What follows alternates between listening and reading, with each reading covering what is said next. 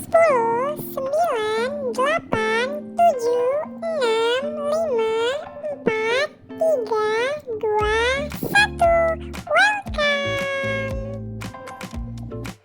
Video pembelajaran IPS kelompok 1. Hai.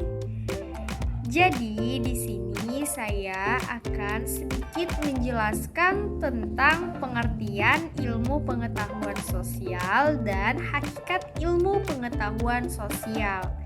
Siapa yang penasaran? Tonton videonya sampai selesai ya. Pengertian ilmu pengetahuan sosial. Ilmu pengetahuan sosial atau IPS tentu saja sangat akrab bagi kita semua karena IPS itu sendiri sudah dipelajari mulai dari bangku sekolah dasar, sekolah menengah sampai pada perguruan tinggi. Meski demikian, tidak semua kita saat dimintai pendapat tentang ilmu pengetahuan sosial sendiri dapat menerjemahkannya dengan baik. Dapat dikatakan bahwa terkadang dalam benak kita memiliki anggapan bahwa ilmu pengetahuan sosial atau IPS adalah mata pelajaran yang mungkin kurang menyenangkan karena seringkali berisi hafalan-hafalan yang terkesan membosankan. Seperti yang kita ketahui, IPS merupakan singkatan dari ilmu pengetahuan sosial. IPS dapat diartikan sebagai kajian ilmiah tentang aspek sosial dalam kehidupan manusia seperti sosiologi, antropologi, geografi, dan sejarah. IPS membahas berbagai macam masalah dan fenomena sosial seperti kebudayaan, masyarakat, ekonomi, politik, dan lingkungan. Istilah ilmu pengetahuan sosial pertama kali digunakan di Amerika Serikat pada tahun 1913 yang merupakan terjemahan dari istilah social studies yang telah dikembangkan di Amerika Serikat. Keberadaannya dalam kurikulum persekolahan di Indonesia tidak terlepas dari berkembangnya dan keberadaan studi sosial atau social studies di Amerika Serikat. Oleh karena itu, gerakan dan paham social studies di Amerika Serikat banyak mempengaruhi pemikiran mengenai IPS di Indonesia. Dengan begitu, istilah ilmu pengetahuan sosial di Indonesia mulai dikenal sejak tahun 1970-an sebagai hasil kesepakatan komunitas akademik dan secara formal mulai digunakan dalam sistem pendidikan nasional pada kurikulum 1975. Karena sifatnya yang berupa penyederhanaan dari konsep studi sosial atau social studies di Indonesia, ilmu pengetahuan sosial dijadikan sebagai mata pelajaran untuk peserta didik di tingkat sekolah dasar, SD atau MI, dan sekolah menengah tingkat pertama, SMP atau MTS, sedangkan untuk tingkat di atasnya, mulai dari sekolah menengah tingkat atas, SMA atau MA, dan perguruan tinggi, ilmu sosial dipelajari berdasarkan cabang-cabang dari ilmu tersebut. Pengertian ilmu pengetahuan sosial di Indonesia tidak jauh berbeda sebagaimana yang terjadi di sejumlah negara pada umumnya.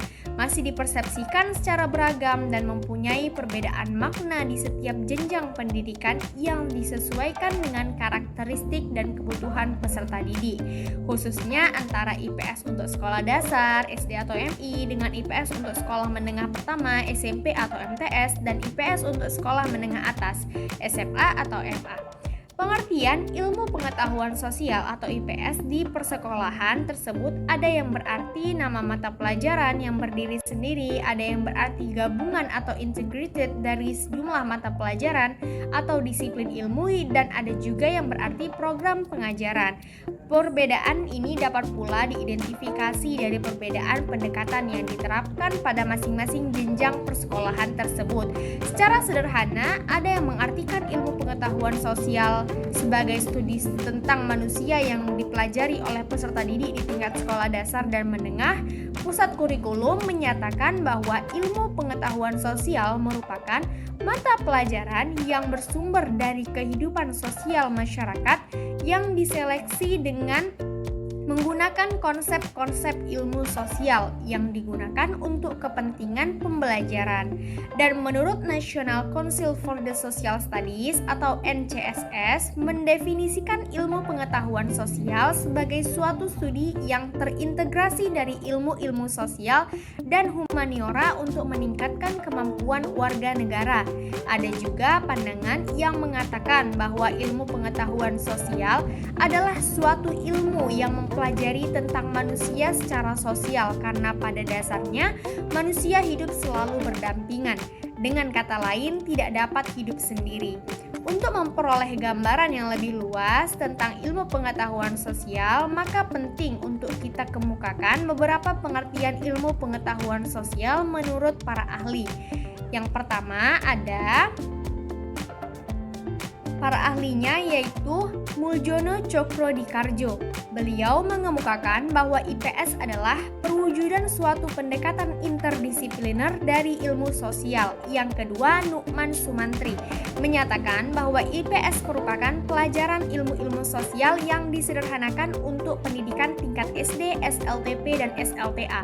Yang ketiga, Edgar Bruce Wesley mendefinisikan bahwa IPS adalah ilmu-ilmu sosial yang disederhanakan untuk tujuan pendidikan. Yang keempat, menurut Bukhari Alma mengemukakan pengertian IPS sebagai suatu program pendidikan yang merupakan suatu keseluruhan yang pada pokoknya mempersoalkan manusia dalam lingkungan alam fisik maupun dalam lingkungan sosialnya, dan yang bahannya diambil dari berbagai ilmu sosial seperti geografi, sejarah, ekonomi, antropologi, sosiologi, politik, dan psikologi. Berdasarkan pengertian ilmu pengetahuan sosial tersebut, dapat kita simpulkan bahwa IPS adalah ilmu sosial yang disederhanakan untuk tujuan pendidikan dan juga merupakan suatu program pendidikan yang keseluruhan pokoknya mempersoalkan manusia dalam lingkungan alam fisik dan lingkungan sosialnya. Hakikat ilmu pengetahuan sosial. Hakikat ilmu pengetahuan sosial adalah telaah tentang manusia dan dunianya. IPS memandang manusia dari berbagai sudut pandang. IPS melihat bagaimana manusia hidup dengan sesamanya, hingga tetangga dekat juga tetangga jauh. Dari sejak lahir ke dunia ini, setiap manusia sudah berinteraksi dengan manusia lain. Contohnya saja dengan ibu yang melahirkannya, ayahnya, dan anggota keluarga lainnya. Seiring dengan bertambahnya umur, interaksi tersebut semakin luas dong tentunya, yang nantinya akan mendapatkan pengalaman dan hubungan sosial dari kehidupan atau kelingkungan masyarakat di sekitarnya. Dari hal itulah manusia mulai mengenal berbagai seluk-beluk kehidupan dengan cara menghormati orang yang lebih tua dan menyayangi yang lebih muda, menjadi anggota masyarakat yang mentaati aturan dan norma-norma yang berlaku, mengenal lebih luas hal-hal yang baik maupun yang buruk dan sebagainya. Semua pengetahuan yang telah melekat pada diri manusia tersebut dapat dikatakan sebagai pengetahuan sosial. Dengan begitu, sebenarnya dalam diri kita masing-masing sudah terbina pengetahuan sosial sedari kecil. Hanya saja namanya yang belum kita kenal, karena kita mulai mengenal dan mengerti itu sejak memasuki bangku sekolah. Halo guys, jadi di sini saya akan menjelaskan sedikit tentang ruang lingkup ilmu pengetahuan sosial. Yang belum mengetahui ruang lingkup ilmu pengetahuan sosial, tonton video ini ya. Dadah. Ruang lingkup ilmu pengetahuan sosial. Ruang lingkup kajian IPS secara mendasar, pembelajaran IPS berkenaan dengan kehidupan manusia yang melibatkan segala tingkah laku dan kebutuhannya. IPS berkenaan dengan cara manusia memenuhi kebutuhannya, baik kebutuhan untuk memenuhi materi, budaya, dan kejiwaannya, memanfaatkan sumber daya yang ada di permukaan bumi, mengatur kesejahteraan dan pemerintahannya maupun kebutuhan lainnya, dalam rangka mempertahankan kehidupan masyarakat manusia. Singkatnya, IPS mempelajari, menelah, dan mengkaji sistem kehidupan manusia di permukaan bumi. Ini dalam konteks sosialnya, atau manusia sebagai anggota masyarakat, dengan pertimbangan bahwa manusia dalam konteks sosial demikian luas.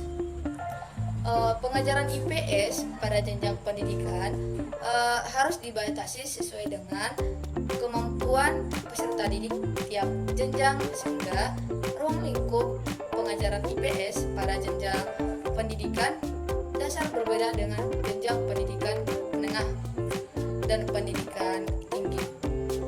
Pada jenjang pendidikan dasar, ruang lingkup pengajaran IPS dibatasi sampai pada gejala dan masalah sosial yang dapat dijangkau pada geografi dan sejarah, terutama gejala dan masalah sosial kehidupan yang sehari-hari yang ada di lingkungan sekitar peserta didik MI atau SD.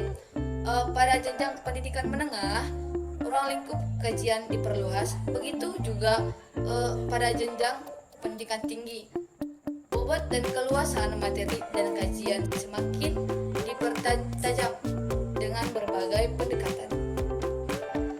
Pendekatan interdisipliner atau multidisipliner dan pendekatan sistem menjadi pilihan yang tepat untuk menerapkan karena IPS pada jenjang pendidikan tinggi menjadi sarana melatih daya pikir dan daya nalar mahasiswa secara berkesinambungan, sebagaimana telah dikemukakan di depan bahwa yang dipelajari IPS adalah manusia sebagai anggota masyarakat dalam konteks sosialnya. Ruang lingkup kajian IPS meliputi yang pertama yaitu substansi, yang mana substansi itu adalah materi ilmu-ilmu sosial yang bersentuhan dengan masyarakat dan gejala masalah dan peristiwa sosial kehidupan masyarakat. Kedua, lingkup pengajaran IPS ini harus diajarkan secara terpadu karena pengajaran IPS tidak hanya menyajikan materi-materi yang akan memenuhi ingatan peserta didik, tetapi juga untuk memenuhi kebutuhan sendiri sesuai dengan kebutuhan dan tuntutan masyarakat. Oleh karena itu, pengajaran IPS harus menggali materi-materi yang bersumber pada masyarakat. Dengan kata lain, pengajaran IPS yang melupakan masyarakat atau yang tidak berpijak pada kenyataan dalam masyarakat tidak akan mencapai tujuannya. Ruang lingkup IPS SD tarif membagi ruang lingkup IPS menjadi beberapa aspek.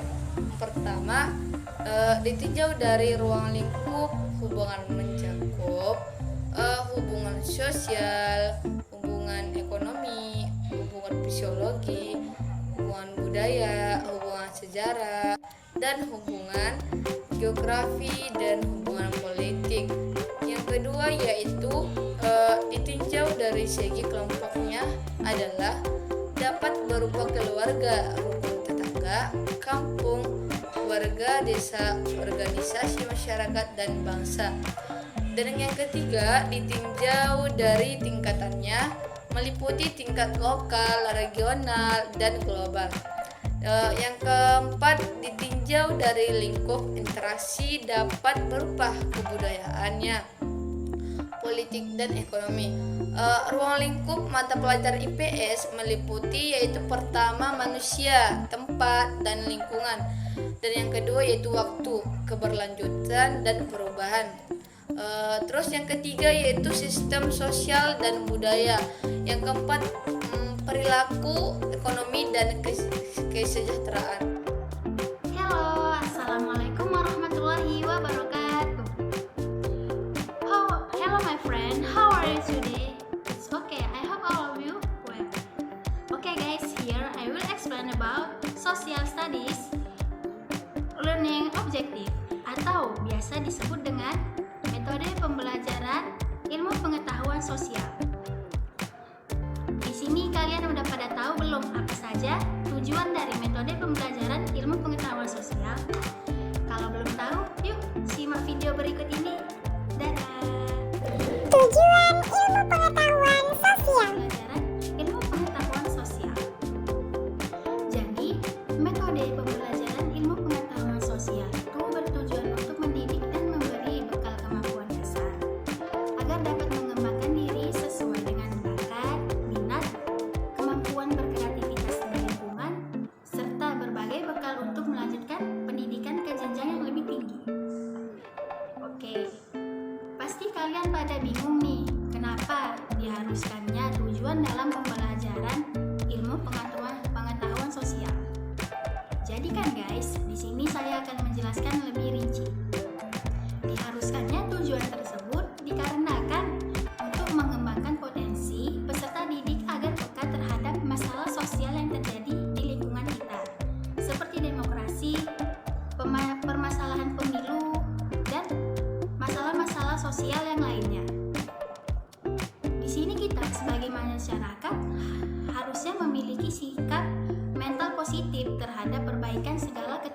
sosial yang terjadi di sekitaran kita, serta harus terampil dalam mengatasi setiap masalah yang terjadi di sehari-hari, dan intinya masalah yang kita hadapi sendiri. Bukan hanya itu saja, tetapi pada era globalisasi, di sini juga menyebutkan tujuan dari metode-metode pembelajaran ilmu pengetahuan sosial. Dan di sini saya juga akan menyampaikan apa itu tujuan pengajaran globalisasi dalam ilmu pengetahuan sosial. Jadi, di dalam pengajaran globalisasi terkait dengan ilmu pengetahuan sosial atau IPS harus mengandung unsur-unsur. Kalian pada tahu nggak apa aja unsur-unsur yang diharuskan? Kalau belum tahu, yuk dengerin. Oke, berikut dia. Yang pertama itu ada unsur mampu menanamkan pengertian bahwa sekalipun mereka berbeda, tetapi sebagai manusia mereka mempunyai kesamaan-kesamaan. Seperti halnya Bhinneka Tunggal Ika, yaitu berbeda-beda tetapi satu jua, ya nggak? Oke.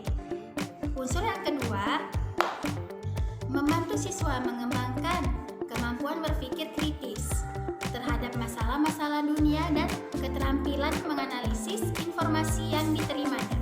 Jadi, berikut adalah unsur-unsur dari pengajaran globalisasi terkait ilmu pengetahuan sosial. Sudah jelaskan teman-teman? Banyak dari kalian yang menanyakan bagaimana pula dengan tujuan pendidikan IPS di era globalisasi sekarang. Oke, jadi di sini saya akan menjelaskannya. Jadi kan guys, pada dasarnya kita selalu mengalami perubahan-perubahan tersendiri dengan adanya peningkatan-peningkatan yang terjadi di era globalisasi, apalagi pada era globalisasi di zaman sekarang. Kita harus mampu meningkatkan kualitas diri atau value diri akan perkembangan era globalisasi. Jadi, dalam dunia pendidikan, ilmu pengetahuan sosial mampu mengantarkan masyarakat kepada suatu cara pemikiran dan pandangan terhadap antisipasi arus globalisasi yang terus meningkat pula. Oke guys. Dan ilmu pengetahuan sosial sendiri mampu membekali kemampuan untuk memecahkan suatu masalah dengan cara pandang maupun cara berpikir yang rasional. Jadi kita yang sekarang menghadapi era globalisasi yang semakin meningkat, semakin canggih, kita itu harus bisa menyesuaikan diri dengan kualitas yang kita punya. Tapi kita jangan minder gitu, aku cuma punya kualitas diri segini gimana, gitu kan? Itu nggak boleh minder ya guys. Jadi kita bagaimanapun caranya kita harus meningkatkan kualitas diri, apalagi kita kan mempelajari ilmu pengetahuan sosial. Ilmu pengetahuan sosial sendiri mampu loh membekali kemampuan untuk memecahkan suatu masalah. Jadi kita harus memperdalami ilmu pengetahuan sosial, karena ilmu pengetahuan sosial berpengaruh dalam tujuan pendidikan.